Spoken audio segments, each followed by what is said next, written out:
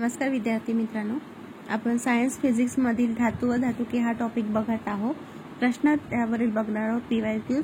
तर सर्वप्रथम पहिला प्रश्न, डॅश मिश्र धातूचे उच्च सामर्थ्य ते वजन गुणोत्तर प्रामुख्याने विमान आणि ऑटोमोबाईल उद्योगामध्ये वापर करण्याची शिफारस करतात. कंबाईन बी 2021 चा हा प्रश्न आहे. कोणत्या धातूचे? तर हलक्या ॲल्युमिनियमच्या मिश्र धातूचे उच्च सामर्थ्य ते वजन गुणोत्तर प्रामुख्याने विमान आणि ऑटोमोबाईल उद्योगामध्ये वापर करण्याची शिफारस करतात. प्रश्न क्रमांक 2, कॉपरचे जर्मन सिल्वर धातू मिश्रित असते. कॉपरच्या जर्मन सिल्वर धातू मिश्रित काय असते? कंबाईन बीला हा प्रश्न विचारला आहे. तर त्याच्यामध्ये असते कॉपर, झिंक आणि निकेल. पर्याय क्रमांक 2. प्रश्न क्रमांक 3, लिमोनाइट या लोखंडाच्या धातुकाचे रासायनिक रेणुसूत्र हे आहे. लिमोनाइटचे काय आहे?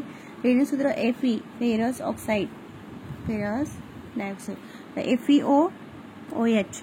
प्रश्न क्रमांक 4 बघत आहोत. अमलगम मध्ये नितांत आवश्यकता काय असते? ST एप्रिल 2015 हा विचारलेला प्रश्न आहे. अमलगम मध्ये काय आवश्यकता असते? तो पारा.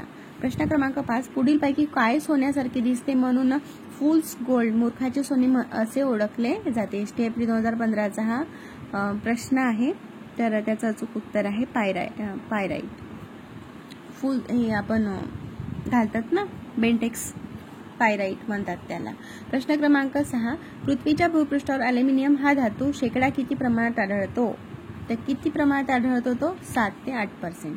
प्रश्न क्रमांक 7, पुढील कोणते विधान योग्य आहे? ॲल्युमिनियमचा धातू पाषाण Al2O3 2SiO2 2H2O आहे आणि सायडेराइट ह्या ॲल्युमिनियमचा खनिज क्षार आहे. तर काय? दोन्ही सुद्धा पर्याय नाहीत, चुकीचे आहे. प्रश्न क्रमांक 8, ड्युरॅल्युमिन हे मिश्र धातू कोणत्या धातूपासून तयार होते? तर 2 पर्याय हे इथे झिंक दिला आहे, त्याच्यामुळे हा पर्याय कॅन्सल होतो. आणि इथे LuCuMn पाहिजे होतं इथे, त्याच्यानंतर मग MgZn पाहिजे होतं. हा पर्याय करेक्ट आला असता, तर त्यांनी इथे चुकीनं Zn झालंय, त्याच्यामुळे हा पर्याय प्रश्नच त्यांनी कॅन्सल केला. प्रश्न क्रमांक 9, ब्रास हा धातू खालीलपैकी कोणत्या घटकांनी बनलेला असतो?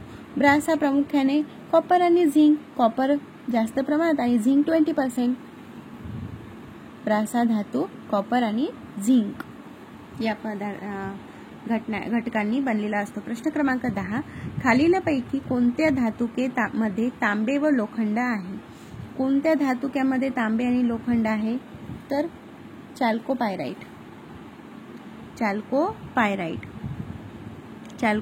मध्ये तांबे व लोखंड असते. आणि मग पायराइट त्याच्यावरून आपण पुन्हा लेप देतो आणि आपलं सोन्यासारखं चकाकते मग सोनं.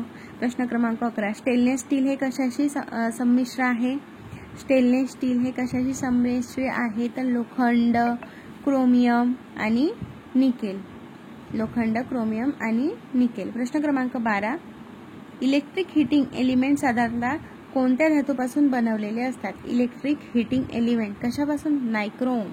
नायक्रोम पासून बनवलेले असतात. प्रश्न क्रमांक 13, विजेची उपकरणे व स्वयंपाकातील भांड्याचे हँडल ज्यापासून बनवतात ते बेकालाइट पॉलिमर कशापासून तयार करतात?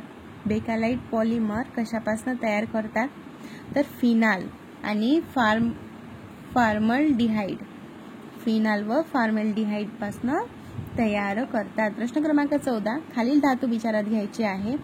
प्लॅटिनम दिलेला आहे, सोने दिला आहे, तांबे दिला आहे, शिसे दिला आहे. तर सर्वप्रथम काय येणार? त्याची घनतेनुसार क्रमवारी लावायची आहे.